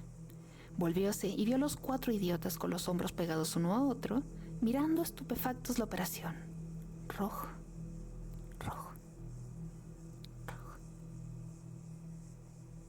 Señora, los niños están aquí en la cocina. Berta llegó. No quería que jamás pisaran allí. Y ni aún en esas horas de pleno perdón, olvido y felicidad reconquistada podía evitarse esa horrible visión. Porque naturalmente cuanto más intensos eran los raptos de amor a su marido e hija, más irritado era su amor con los monstruos. Que salgan, María, échalos, le digo. Las 4 pobres bestias, sacudidas brutalmente empujadas, fueron a dar a su banco. Después de almorzar salieron todos. La sirvienta fue a Buenos Aires y el matrimonio a pasear por las quintas. Al bajar el sol, volvieron, pero Berta quiso saludar un momento a sus vecinas de enfrente. Su hija se escapó enseguida a casa. Entretanto, los idiotas no se habían movido en todo el día de su banco. El sol había traspuesto ya el cerco, comenzaba a hundirse y ellos continuaban mirando los ladrillos, más inertes que nunca. De pronto, algo se interpuso entre su mirada y el cerco. Su hermana, cansada de 5 horas paternales, quería observar por su cuenta. Detenida al pie del cerco, miraba pensativa la cresta. Quería trepar, eso no ofrecía duda. Al fin decidióse por una silla desfondada, pero faltaba aún. Recurrió entonces a un cajón de queroseno y su instinto topográfico hízole colocar vertical el mueble, con lo cual triunfó. Los 4 idiotas, la mirada indiferente, vieron cómo su hermana lograba pacientemente dominar el equilibrio y cómo en puntas de pie apoyaba la garganta sobre la cresta del cerco, entre sus manos tirantes. Vieronla mirar a todos lados y buscar apoyo con el pie para alzarse más. Pero la mirada de los idiotas se había animado. Una misma luz insistente estaba fija en sus pupilas. No apartaban los ojos de su hermana, mientras una creciente sensación de gula bestial iba cambiando cada línea de sus rostros. Lentamente avanzaron hacia el cerco. La pequeña, que habiendo logrado calzar el pie, iba ya a montar horcajadas y a caerse del otro lado. Seguramente sintióse agarrada de la pierna. Debajo de ella, los 8 ojos clavados en los suyos le dieron miedo. «¡Suéltenme! ¡Déjenme!», gritó sacudiendo la pierna, pero fue atraída. «¡Mamá! ¡Mamá! ¡Papá!», lloró imperiosamente. Trató aún de sujetarse del borde, pero se sintió arrancada y cayó. «¡Mamá! ¡Ay! ¡Mamá!». No pudo gritar más. Uno de ellos le apretó el cuello, apartando los bucles como si fueran plumas, y los otros la arrastraron de una sola pierna hasta la cocina, donde esa mañana se había desangrado a la gallina, bien sujeta, arrancándole la vida segundo por segundo. Mazzini, en la casa de enfrente, creyó oír la voz de su hija. «Me parece que te llama», le dijo a Berta. Prestaron oído inquietos, pero no oyeron más. Con todo, un momento después se despidieron, y mientras Berta iba a dejar su sombrero, Mazzini avanzó en el patio.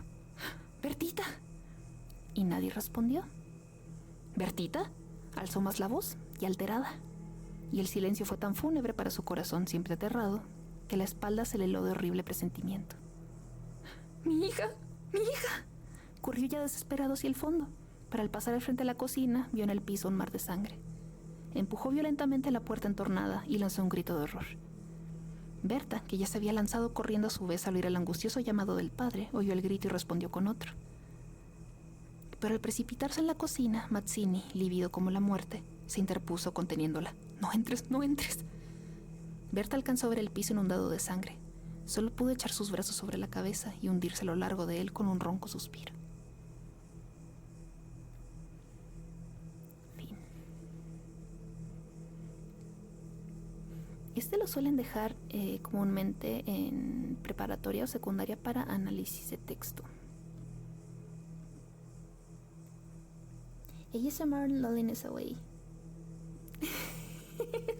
Hola, ¿cómo está? Hablo en Spanish, me hablo you English, yes or no? Welcome, thank you for the follow.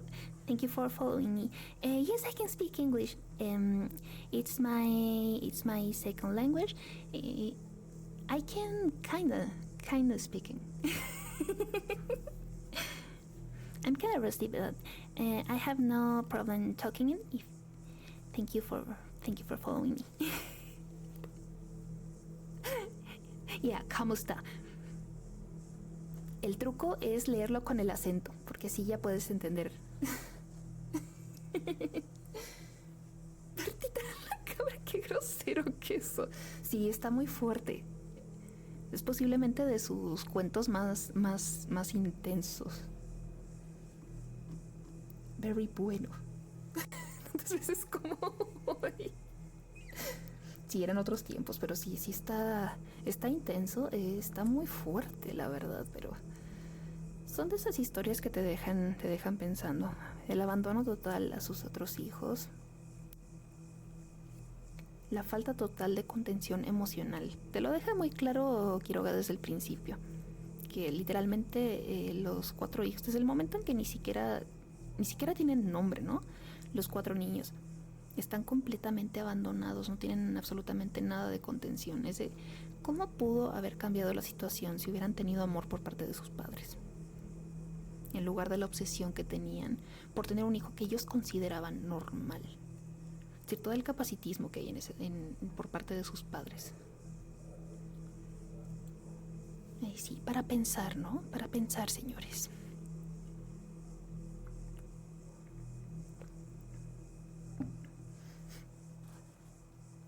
Es de esas historias que sí te dejan la sangre un poquito helada al final. Es muy buen escritor, era muy buen escritor Horacio Quiroga. Me da miedo la innegable maldad humana. La maldad como tal no es innata, siento yo. eran niños que realmente estaban imitando algo que vieron en su momento. Jueves de grosería sentido. Eran niños que no tenían conciencia de bien o mal, si lo piensas. Exactamente, cuando no describes mucho, es decir, desde el punto de vista de como un narrador, cuando no describes algo así a profundidad, das pie a que el lector lo imagine, ¿no? Tú como lector vas llenando esos vacíos. Y a veces cuando llenas ese vacío, tiendes a puedes poner más detalle, ¿no? Del que el narrador pretende. Entonces con historias así de ese estilo puede funcionar bastante bien. Nada más te quiero, muchísimas gracias por el follow. Espero que estés teniendo una muy bonita noche. Muchísimas gracias de verdad. ¿Cómo se Jaime Duende? Estamos leyendo historias de terror. Leímos Manos, leímos El almohadón de plumas y La gallina degollada, los últimos dos de Horacio Quiroga. Ahora, me gusta bastante el terror latinoamericano, entonces quería darle un poquito de espacio hoy. Un poquito de agüita porque hace sed. Como son historias un poquito largas, sí necesito hidratar mi gargantita al final. Muchísimas gracias, Ana. Se van relajando además. Sí, incluso si son historias medio truculentas, diría Tlacomama. Como son historias largas y terminas relajándote un poquito, y también ese era el plano. Por eso me gusta hacerlas hasta ahora, todo lo que es ASMR, porque a final de cuentas mi idea es que se relajen un poquito, ¿no? Vacantes de empleo en lata. Oye, qué buena idea, la verdad. Luego buscamos ofertas de trabajo ahora en octubre, aprovechando que es mes de historias de terror, mes de terror, ¿no? En general. Vamos a poner solicitudes de empleo para que las rechacen en tiempo récord. Dios mío. La empresa leyó tu currículum, la empresa descartó tu currículum en 30 segundos. Eso sí me asustan. Dios mío, qué cosa tan terrible, ¿verdad? Y una oferta de trabajo en Soriana. No, eso sí da mucho miedo. Eso sí da mucha cosa, no puede ser. ¿Verdad que sí? Leen muy rápido. Así que rápido se dan cuenta que no me quieren ahí. Nunca me había sentido tan mal. Lo sentimos, la empresa decidió continuar con otro candidato. Nada más se tardaron 15 segundos en darse cuenta que no me querían ahí. Rayos. Que te rechazan o que sí te contratan. Ambas cosas, ¿no? De rayos, no me aceptaron. Rayos, sí me contrataron. No puede ser, terrible. Rayos, no. Qué cosa. Vamos a continuar entonces. Vamos a ver qué opciones tenemos aquí para seguir, porque tenemos un montón de cositas aquí. Tenemos muchas historias. Tengo un montón de libros aquí disponibles para poder leer historias, porque quería leer muchas cosas hoy. No sabía qué tan largo lo podía hacer. Igual ando un poquito cansadita, así que posiblemente hoy creo vamos a hacer una media hora más. Y ya de ahí nos vamos a mimir todos. Muchísimas gracias, muchísimas. Es un halago muy bonito. Muchísimas gracias, de verdad.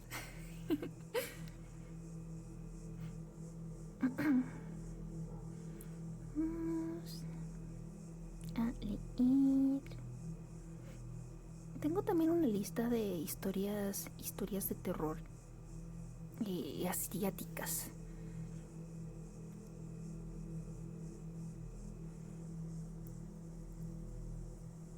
Así que vamos a ver también de dónde podemos poner alguna.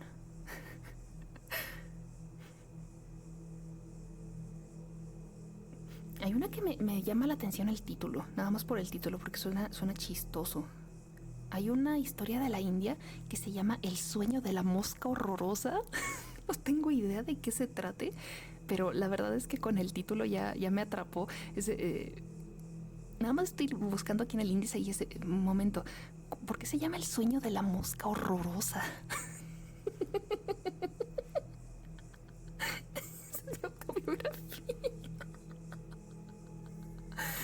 estará hecha por el queso. Leemos El sueño de la mosca horrorosa. ¿Saben que voy a leer El sueño de la mosca horrorosa? Está así súper cortita. Y nada más, es de esas cosas que nada más el título ya me atrapó. Si no da miedo, dará risa. Exactamente. Se oye prometedor. Sí, está así súper cortita, entonces sí. Vamos a leer El sueño de la mosca horrorosa. Este es de la India, es anónima, es verse que es simplemente una leyenda. El sueño de la mosca horrorosa. Dharam Singh soñó que una mosca horrorosa volaba por su cuarto, interrumpiendo del modo más molesto sus hondas meditaciones. Dios mío, eso me ha pasado. No meditando, pero ¿no les ha pasado sobre todo en épocas de verano que están tratando de dormir así bien felices y de repente escuchan ahí una mosca?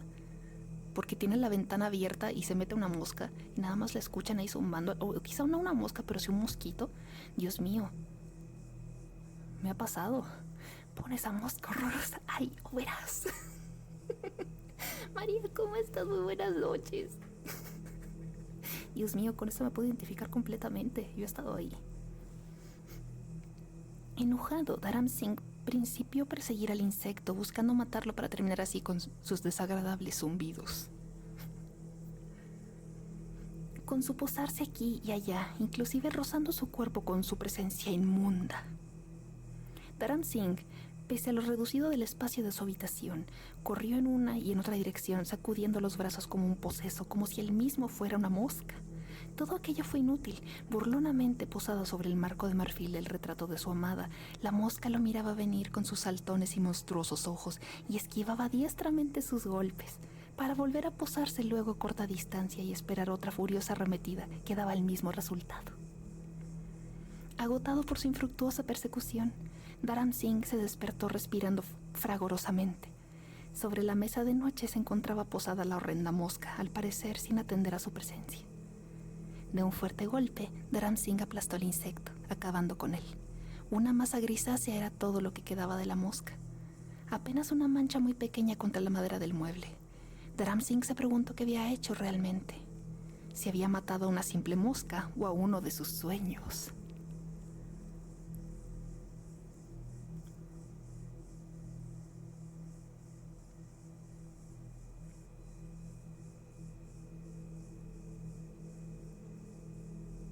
No entendí.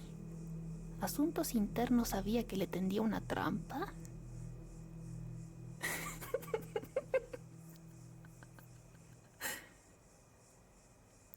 Momento. La mosca era una cámara del gobierno. Creo que debemos imaginar que somos una mosca. La mosca existía, la mosca siempre estuvo allí, la mosca era el SAT. Tal vez todos éramos la mosca. Matamos nuestros sueños. La mosca era un sueño, pero la mosca sí existía. Con los errores. Qué grosera eres. La mosca es el One Piece.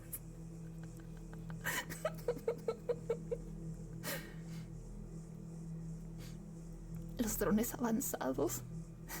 Tal vez sí, tal vez es un asunto de traducciones. Supongo que sí. Supongo que sí.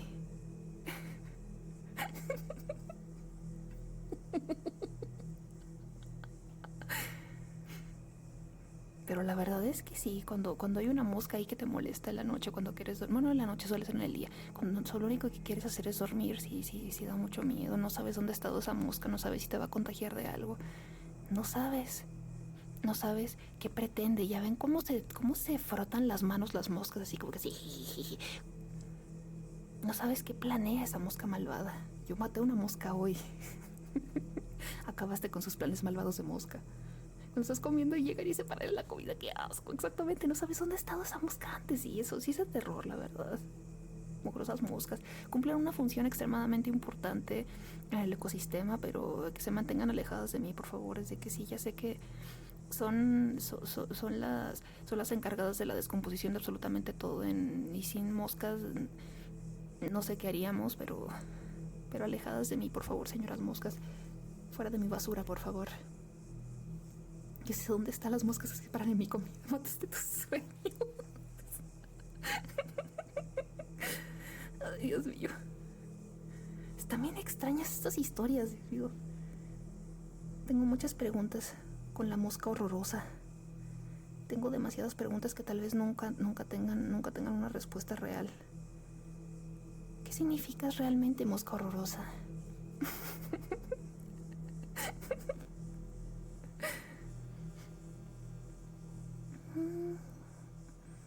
A ver, cuentos de terror clásicos. Fran Willy, bienvenido. Muchísimas gracias por el follow. Espero que estés teniendo una muy bonita noche. Persigues con el aerosol y terminas dando a ti mismo cuando pasas enfrente del ventilador.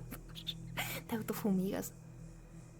En un mundo los seres humanos tienen acceso a una miel muy rica, una miel deliciosa y adictiva, un manjar, pero esta miel tiene un costo al beberla y un 25% de que unas manos gigantes salgan y te aplasten contra el piso. Lo escribió pensando que se sentía ser un mosquito.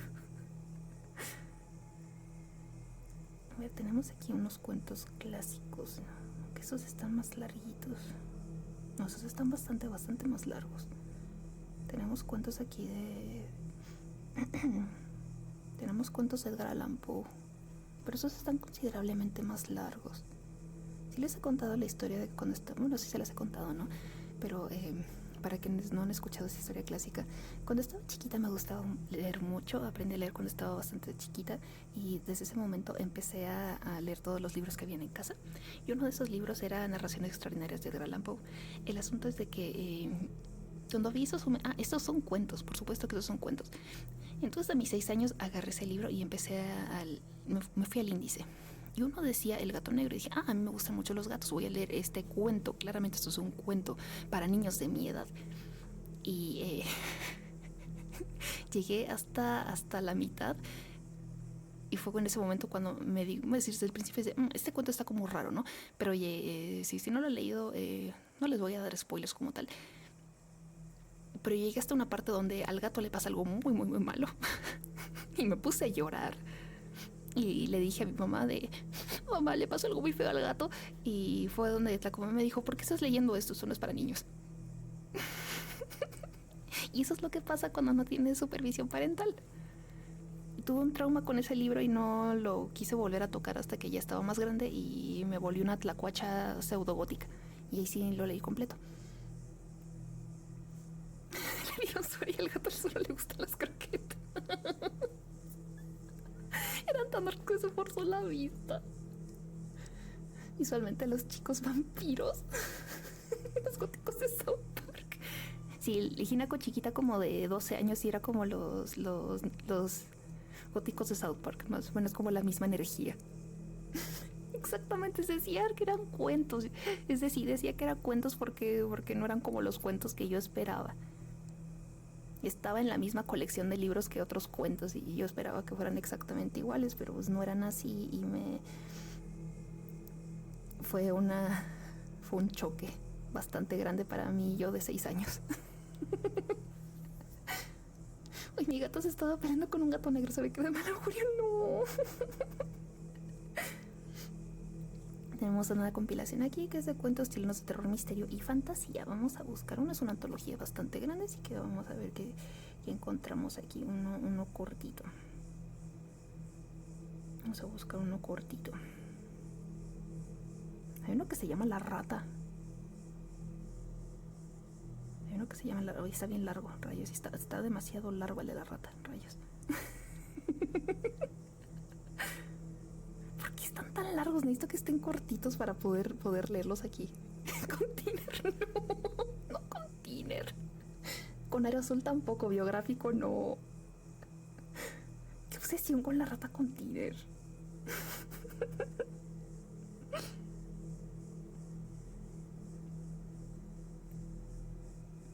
Vamos a leer uno que se llama La Chascuda. La historia como tal, sí, es literatura contemporánea clásica, sí, por supuesto que sí, pero no la vamos a leer aquí porque nos van a tirar el canal. Eso está prohibido. Que lea el cuento chileno con el as. A ver, si tiene diálogo, Tiene diálogo de campo, está bien. El diálogo de campo lo vamos a leer con acento chileno de campo. Acento del perejil. Acento del perejil. No me sale. Uy, uy. Uy, uy.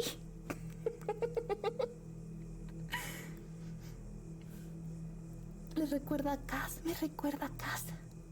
La historia tal como nos la narró el hacendado es más o menos así. Hacía ya 2 años que era juez del distrito en X. Huh. Empezó nuestro amigo cuando las hazañas de la chascuda me obligaron a tomar cartas en el asunto para investigar lo que hubiese de verdad de los fabulosos cuentos que relataban los campesinos acerca del misterioso fantasma que traía aterrorizados a los caminantes que tenían precisión de pasar por la angostura de la Patagua. El primer mes pasaron de 12 los viajeros que tuvieron que vérselas con él, y este número fue en aumento en el segundo y tercer mes hasta que por fin no hubo alma viviente que se atreviese a cruzar sin buena compañía por el sitio de la temerosa aparición. Twitter. En este situado en la medianía de la carretera que va desde mi hacienda Los Maitenes hasta el pueblo de X. Llamábasele la angostura de la Patagua porque allí en el camino atravesaba una profunda zanja cavada por las aguas lluvias al borde mismo de una hondísima quebrada en cuya ladera arraigaba una patagua gigantesca. Las ramas superiores cruzaban por encima de la carretera y cubrían el extremo inferior del foso. Aquel lugar verdaderamente siniestro y solitario era el que había elegido la chascuda para sus apariciones nocturnas. Todos los que la habían visto estaban acordes en la descripción del fantasma y en los relatos que hacían de los detalles del encuentro. Referían que al llegar a la zanja, un poco antes de pasar por debajo de las ramas de la patagua, el caballo deteníase de improviso, daba bufidos y trataba de encabritarse, y que cuando obligado por el látigo y la espuela descendía al foso, súbitamente se descolgaba del árbol y caía sobre la grupa del animal, un monstruo espantable, cuya vista producía en los jinetes tal terror que la mayoría se desmayaba con el susto. Todo y bienvenido, muchísimas gracias por el follow. El cuerpo del fantasma, con brazos y piernas descomunales, estaba cubierto de un pelaje largo y rojizo. La mitad del rostro era de hombre y la otra mitad era mujer, pero lo que caracterizaba la aparición y le había dado el nombre que tenía era su peculiarísima cabellera dividida en 2 partes de la nuca hasta la frente. En el lado derecho, que correspondía al rostro de hombre, era blanca como la nieve y estaba alisada y peinada cuidadosamente. En cambio, en el lado izquierdo, que correspondía al rostro de mujer, era negra y enmarañada, como chasca de potranca cuchúcara. En cuanto al caballo sentía en las ancas aquello que parecía caer de las nubes, se tiraba de espaldas y se ponía a brincar y coser hasta que el jinete rodaba por el suelo. Otras veces era la chascuda misma la que lo tomaba por el pescuezo y lo arrojaba de la montura. Pasado el susto y el aturdimiento, el viajero se levantaba y seguía tras su espantada bestia, guiado por la luz de la luna, porque acontecía el hecho curioso de que la chascuda no se presentaba jamás en las noches oscuras. Pero lo más extraño del caso es que los sorprendidos por la aparición eran despojados de un modo misterioso de cuánto dinero u objeto de valor llevaban encima. ¡Era ratera! Como ser fajas de seda, frenos y espuelas de plata. ¿Era el fantasma el ladrón o algún caminante que, aprovechándose de la pérdida del conocimiento de las víctimas, los desvalijaba a mansalva? Esta última suposición era contradicha por algunos de los robados, quienes aseguraban que mientras estaban tendidos en tierra, paralizados por el terror, sentían, sin que les quedara la menor duda, cómo las manos del fantasma les andaban en los bolsillos. Todos estaban también conformes en proclamar la prodigiosa fuerza de la chascuda, que los tomaba por el cuello y los sacaba de la montura con una facilidad increíble. Muchos conservaban por algún tiempo marcas en la garganta, las huellas de las garras del monstruo. Luteaba exactamente. Mas salvo alguna que otra contusión producida por la caída y la pérdida del portamonedas o otro objeto, los favorecidos por la aparición no tenían otra cosa que referir. Pero una mañana me despertaron a la salida del sol para imponerme de que había un muerto en la angostura de la Patagua. Hice ensillar mi mejor caballo y me dirigí hacia allá acompañado de un grupo de guasos y del campesino que trajo la noticia, que era hermano del difunto. Por el camino, el pobre muchacho me fue refiriendo el suceso.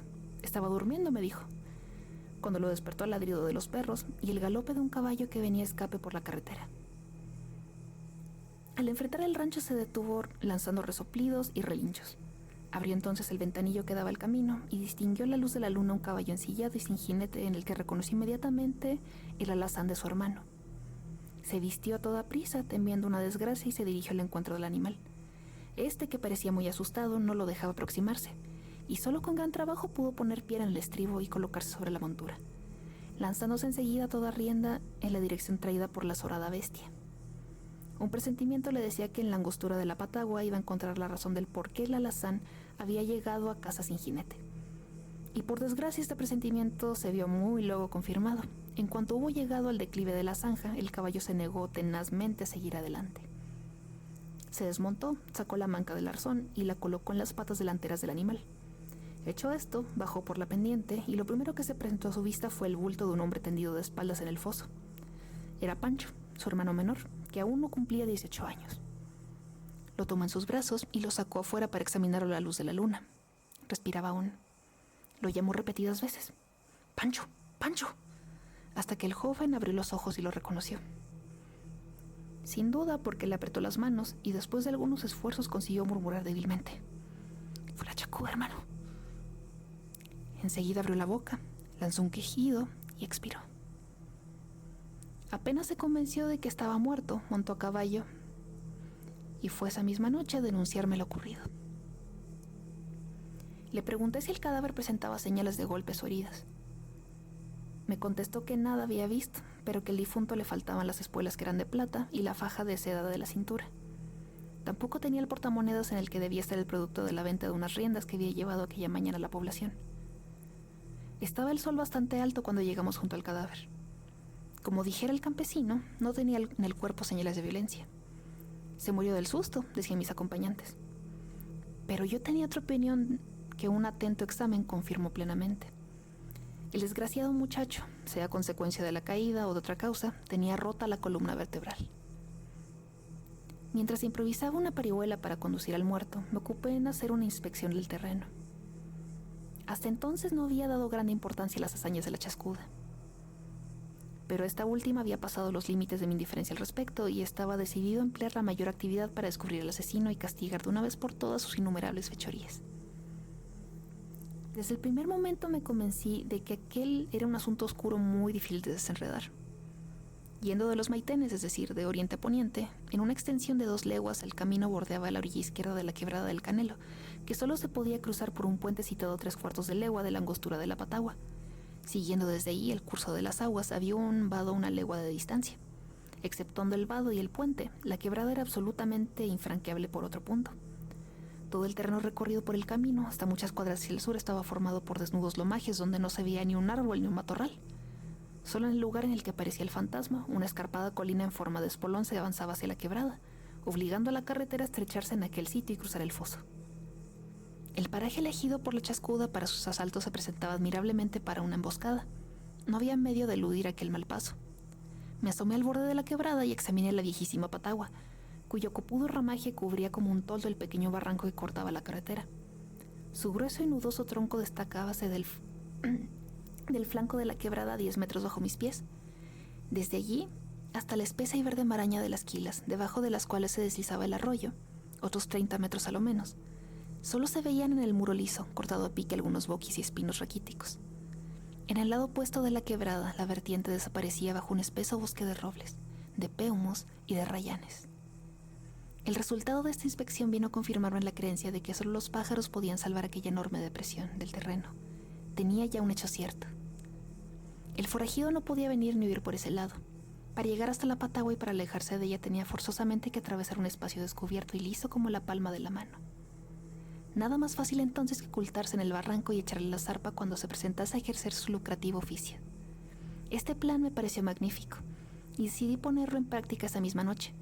Pero cuando iba a comunicarlo a los que me acompañaban me saltó una reflexión. ¿No sería conveniente registrar el árbol por si se encontraba un indicio que nos guiase en la pesquisa? La idea era excelente, y para realizarla les indiqué que se subiesen y se escuadriñasen entre las ramas. Con solo ver la expresión de sus caras comprendí que se burlaban de mi proposición. ¿Rastrear a la chascuda? ¿Seguirle la pista? Solo a un futre podría ocurrírsele semejante proyecto. Uno de ellos no pudo resistir y me dijo socarronamente: «No piense, patrón, en seguirle el rastro a la chascuda. Esas son cosas de otro mundo. Lo que hay que hacer es cortar la patagua y rellenar la zanja. Luego no estaría de más rezar algunos credos y desparramar un poco de agua bendita». La idea de cortar la patagua y rellenar la zanja me pareció felicísima, y determiné llevarla a cabo en cuanto nos apoderásemos del malhechor. Disculpen mi acento, no me sale ya el acento de campo. La inspección en el ramaje y aún del tronco, para ver si había en él un hueco que sirviese de escondite, no dio ningún resultado. Lo que asentó la expresión irónica y triunfante que resplandecía en el rostro de los incrédulos campesinos. Para abreviar, le diré a ustedes que al anochecer, acompañado de 6 jinetes elegidos entre los que me parecieron los más valientes e intrépidos del fondo, galopaba en demanda de la angostura de la Patagua. La noche era oscura y ni un alma encontramos en la solitaria carretera. Al llegar a una pequeña hondonada, a 4 o 5 cuadras del temido paso, hice alto. Ordené echar pie a tierra y expuse a mis acompañantes con toda claridad mi plan.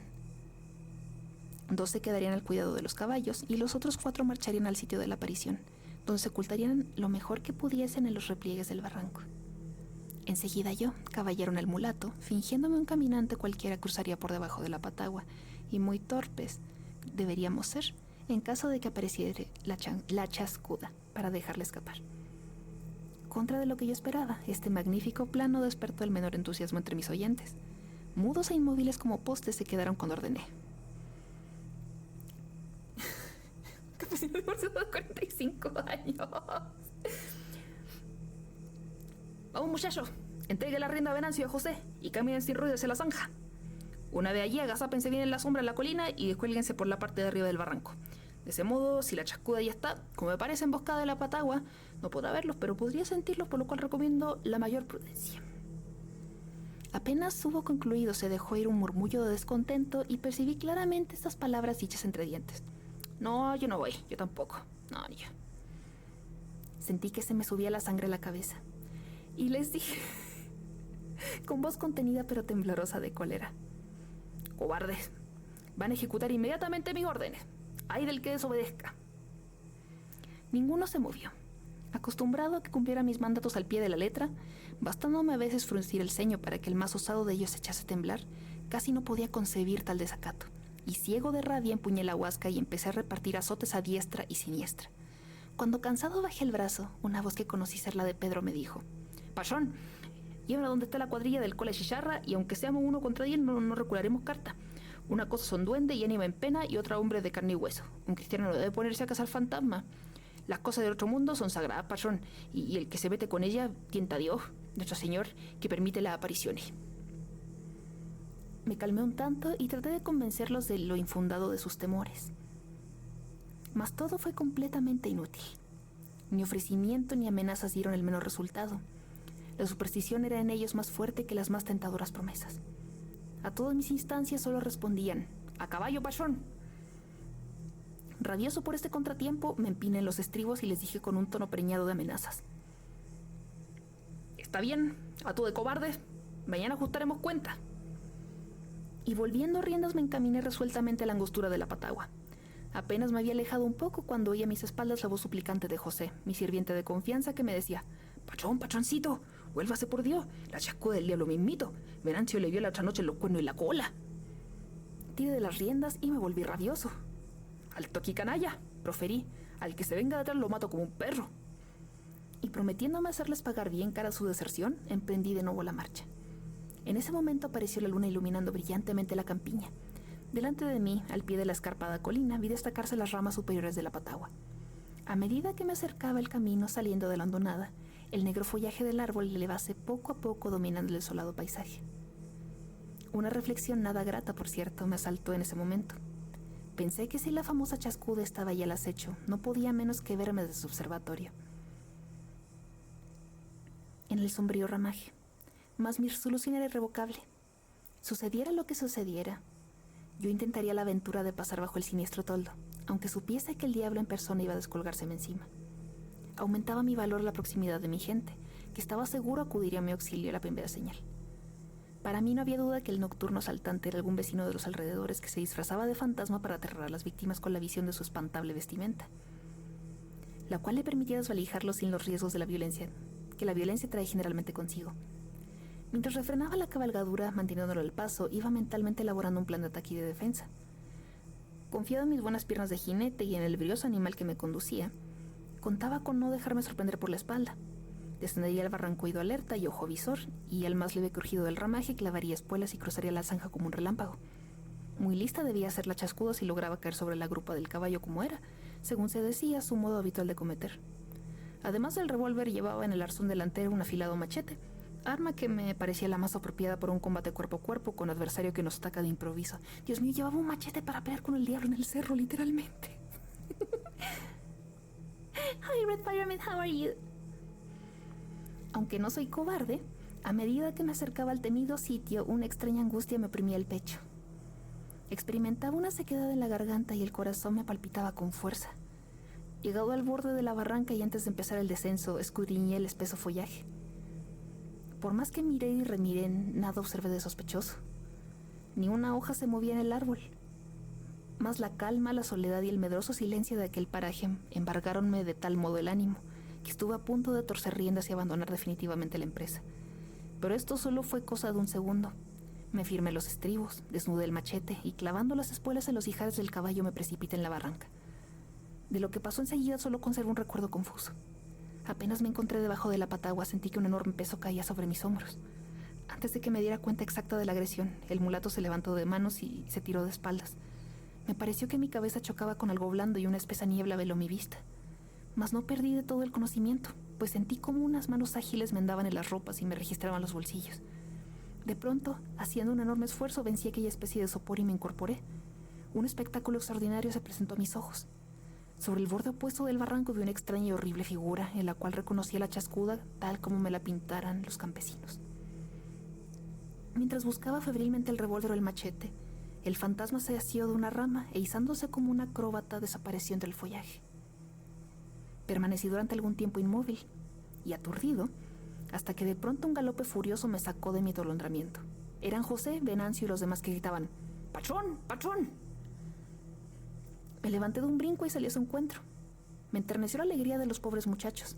Me habían creído muerto al ver venir hacia ellos, a revienta cincha, al mulato sin su jinete. Para abreviar diré a ustedes que hicimos guardia toda la noche junto a la patagua. A pesar del golpe, de la pérdida del revólver, del machete y de la carretera, yo estaba contentísimo. El bandido había sido preso en sus propias redes. Al amanecer arrancaríamos al fantasma de su madriguera, en traje de carácter.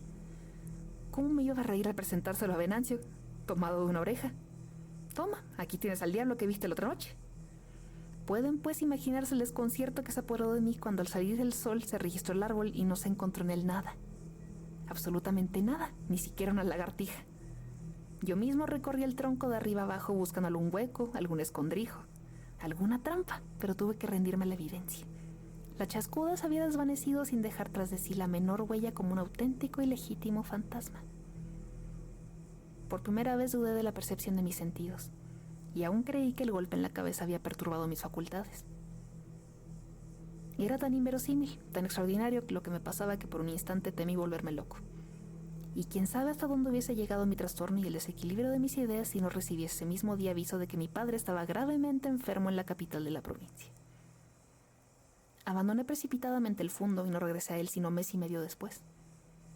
En la tarde del día siguiente de mi llegada fueron a avisarme que mientras trillaba, el caballo de uno de los corredores a la estaca se había dado vuelta aplastando su jinete, que fue retirado de la era con grandes contusiones internas. El herido quería, según lo expresaron los mensajeros, revelarme un secreto para lo cual había pedido me llamasen sin demora.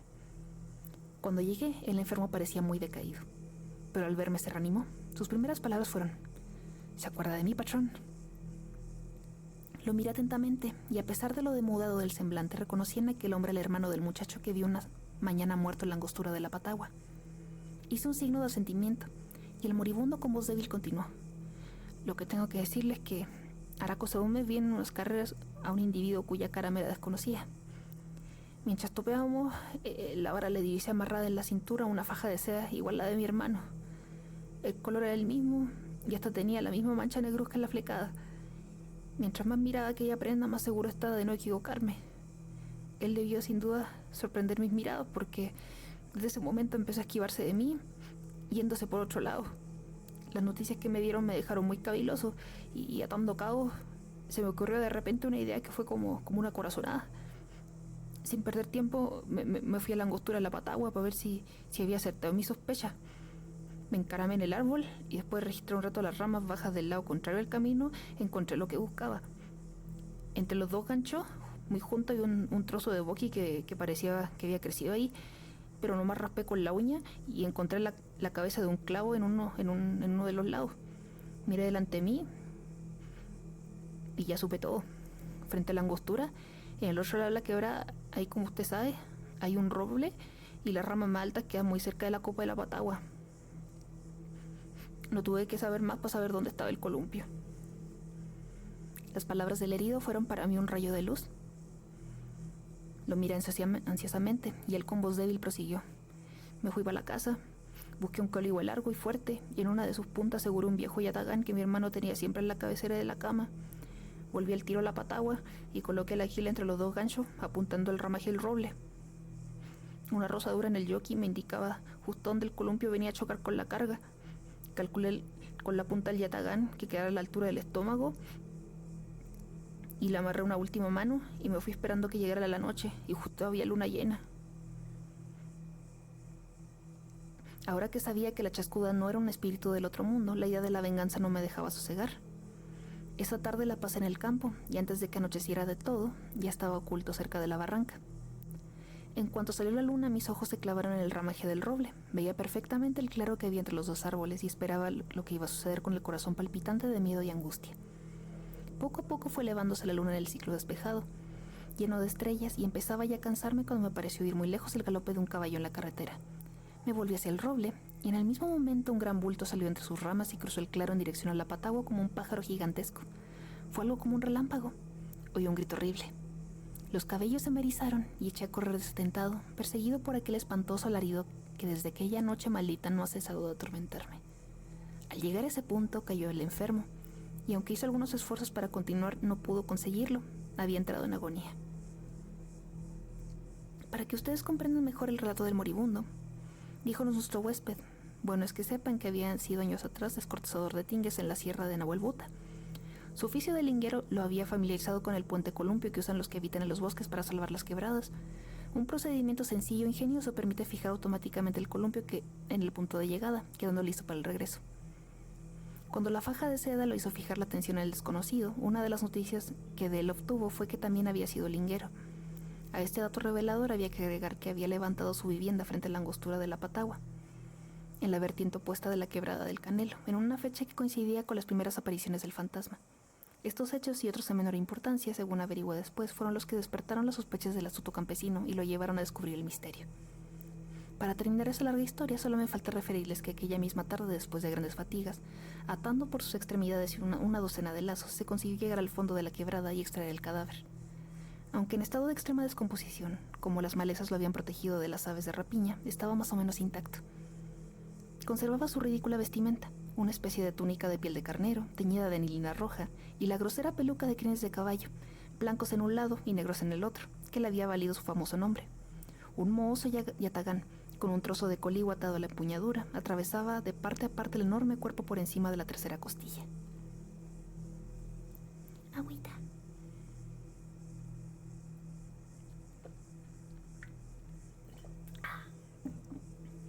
Dios mío, mi garganta. Estaba un poquito de agüita. Muchísimas gracias. Agüita refrescante. Sí, después de leer cosas así larguitas, sí necesito mucha agüita.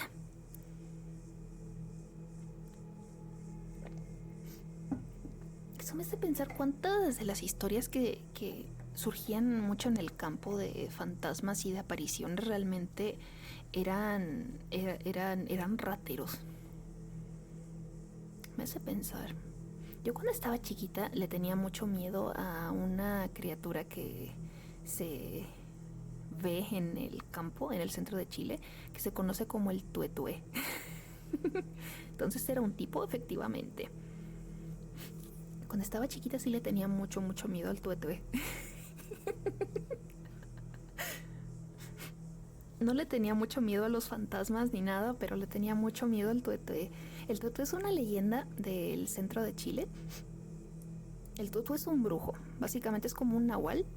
Es un brujo que usa unas cremas en el cuello y hace que su cabeza se separe del resto de su cuerpo y vuela con sus orejas.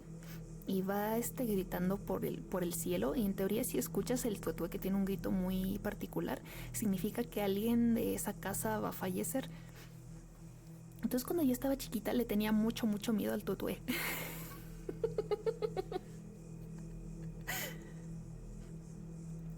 La verdad es que sí, me daba mucho miedo. Se supone que literal es como una cabeza que va volando nada más ahí por encima de las casas. Y en teoría, si lo escuchas, nada más tienes que decirle, porque también se le conoce como chonchón, ¿sí? Es tuetué o chonchón. Tuetué es por el ruido que hace cuando va volando, pero el nombre real es chonchón. Entonces, en teoría, si lo escuchas, tienes que decirle, pasa chonchón tu camino o pasa mañana por sal. Y el día siguiente va a pasar una persona a tocar tu puerta y te va a pedir sal. Y tienes que ofrecerle. Y ya con eso como que se anula, ¿no? Su maldición. Pero sí, cuando estaba chiquita, mi yo de 5 o 6 años le tenía pánico al tuetué. Nunca lo escuché, pero sí, si vivías en el campo y tenías eso, no había mayor miedo que el tuetué, de verdad. Pero tú necesitas la sal, exactamente, yo necesito la sal. No me van a quitar mi sal me mantiene, no digo que me mantiene viva, pero hace que no me desmaye. Es el tuetué. Momento, a mí se me sale la cabeza si me giro demasiado. Tal vez yo siempre fui el tuetué. ¿Ah? Los caminos de la vida no son lo que imaginaba. Por eso puedo ser como el tuetué y separar la cabeza. No, es porque estoy disfrazada de Dula Hanoi. Yo digo que entre todos sí nos humillamos al tuetué, exactamente. Entre todos nos compramos 1 kilo de sal y ya lo mandamos a volar al tuetué. Del tuetué. Es una cabeza voladora. Se conforma con sal fina o sal gruesa. Sal rosa del Himalaya solamente, porque ahora ya es fino. Es un tuetué hipster. Entonces sí necesita ahora solamente sal rosa del Himalaya con denominación de origen. Únicamente, sí. Yo decía de amarrarlo a un poste y echarle gasolina, pero también puedo darle sal. Pistolas que disparan sal, un cubo de sal gigante, una lámpara de sal. ¿Saben qué me da curiosidad? Me gustaría tener una lámpara de sal, pero al mismo tiempo siento que lamería la lámpara de sal constantemente. Entonces, no sé, siento que me va a dar toque si hago eso. Así que son peligrosas esas cosas. Ya es tardecito, entonces yo creo ya lo voy a dejar hasta aquí. Siento que esto lo voy a estar haciendo cada semana. Vamos a estar ahí leyendo durante octubre, vamos a estar ahí leyendo historias de terror. Voy a seguir tratando de seguir haciendo así ASMRs normalitos para mimir, pero aparte vamos a estar así igual leyendo historias de terror durante octubre. Porque esto es fácil de hacer y aparte como dinámica de octubre está bastante bien. Porque es el lamer lo que te hace daño, pero la sal no me hace daño, la sal me hace bien. Espero que se la hayan pasado bonito hoy, que se hayan divertido. Vamos a estar juntando, igual si tienen alguna recomendación, ya sea de creepypastas, historias que les gusten, así. La rata con tiner no, de una vez les aviso. La rata con tiner no, definitivamente no. Bueno, si la electricidad me hace daño, pero la sal me hace bien, el sodio me hace bien. Pueden mandarlas ahí también por el Discord, pero sí, de una vez les digo, la rata con tiner no, definitivamente no. Espero que se la hayan pasado bonito hoy. Mañana tenemos buenas noticias de Tlakumafia para ponernos a platicar un ratito. Les voy a chismear igual. Ayer tuve consulta, tuve control.